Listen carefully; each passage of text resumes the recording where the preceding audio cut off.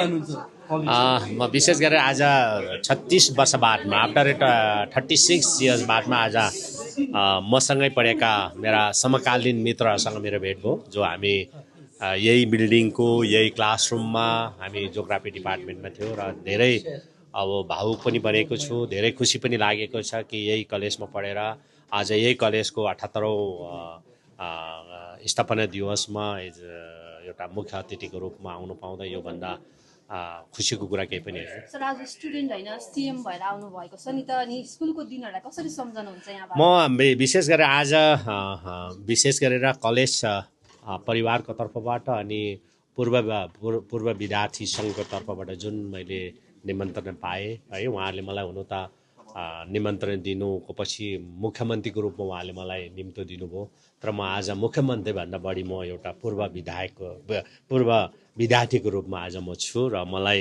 त्यही दिनहरू आज याद आउँछ र त्यो खुसीको दिनहरू याद आउँछ अनि त्यही हाम्रो समकालीन साथीहरूसँग बितेको समयहरूको याद आउँछ र आज म यो कलेजमा म मुख्यमन्त्रीभन्दा बढी पूर्व विद्यार्थीको रूपमा छु। आज तपाईँले यहाँ ब्रेकफास्ट गरिरहनु भएको थियो है, तर कलेजको क्यान्टिन सन्चै तपाईँ क्यान्टिनमा गएर चाहिँ के खानुहुन्छ?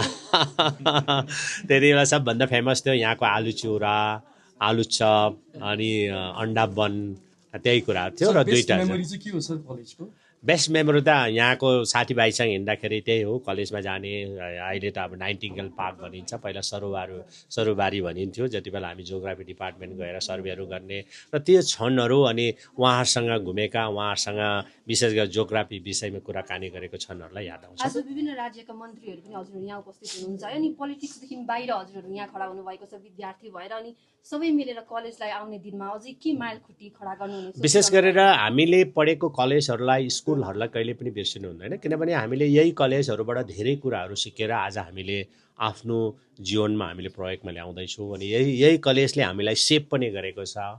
हाम्रो जिम्मेवारी हामी कसरी निभाउनु पर्ने यही कलेजबाट धेरै कुराहरू सिकेको छौँ।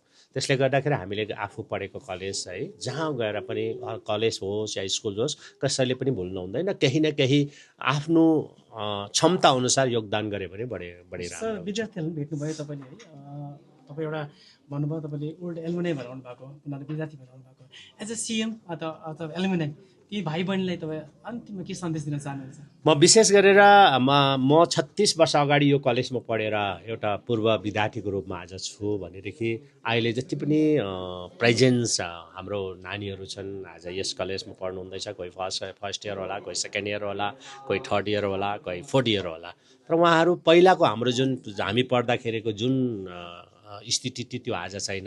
धेरै सुविधाहरू छ है, त्यति बेला सुविधाहरू थिएन। त्यति बेला हामीले कहीँ पनि खेल्नु पऱ्यो भने त्यति बेला हाम्रो समयमा त चुङ्गी मात्रै थियो भने आज त्यस्तो फेसिलिटी धेरै छ। त्यही कुराहरूलाई लिएर अनि आफू कसरी अगाडि बढ्नुपर्ने त्यो कुराहरूलाई लिएर अगाडि बढ्नुपर्छ अनि जीवनमा ठोक्कर त खानु नै पर्छ, बाहिर निस्किनु नै पर्यो, तब मात्रै हामी आफ्नो डेस्टिनेसन पुग्न सक्छौँ। र म विशेष गरेर सम्पूर्ण कलेजका विद्यार्थीहरूलाई यही सन्देश दिन चाहन्छु कि तपाईँहरू सरकारी महाविद्यालयमा पढेर केही गर्न सक्दैन भन्ने तपाईँले कहिले पनि नसोच्नुहोस्, किनभने यो कलेजबाट धेरैजना IAS, IPS, IFS, WBCS, एसपिएससीबाट Sikkim है विभिन्न राज्यबाट अनि धेरै पोलिटिसियनदेखि लिएर धेरै समाजसेवकहरू पनि सेवीहरू पनि है जन्म दिएको छ भनेदेखि केही न केही गर्न सकिन्छ, त्यो आफूमाथि छ। Thank you so much.